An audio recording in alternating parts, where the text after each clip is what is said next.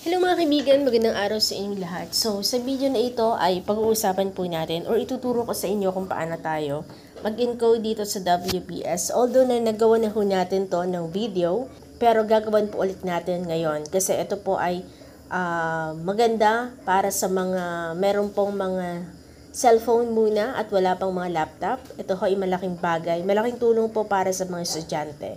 Okay, so direct to the point tayo dito mga kaibigan sa pagtuturo natin. Huwag na nating patagalin.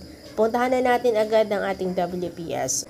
Okay, so mapapansin ho natin dito ay para tayo po makapag-start mag-encode dito po sa WPS. Gagawin natin, click ho natin yan. Ito po, yan. Click ho natin yan yung create na yan.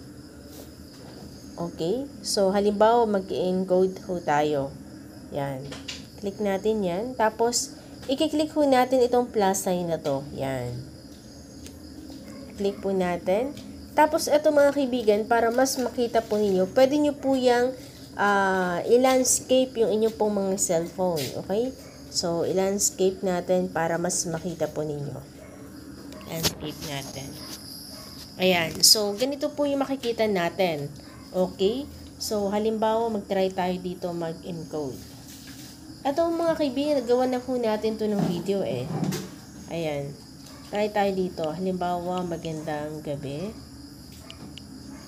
Magandang gabi. Please subscribe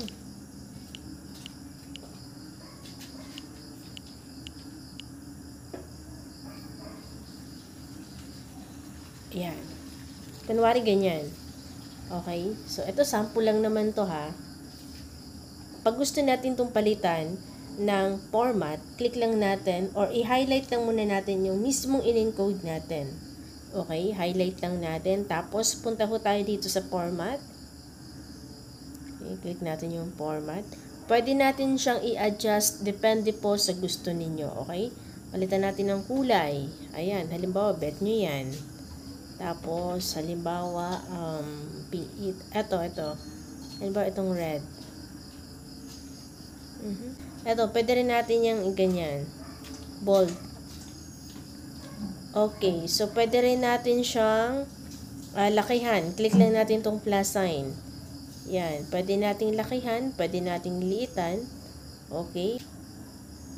Okay. Tapos, ayan. Dito po, mga kaibigan, pwede nyo po itong i-explore. Kayo na po yung bahalang mag-explore dito. Kasi ito yung WPS na to, malaking tulong po ito kapag inaral ho natin. Lalo na kapag wala tayong pambili ng laptop.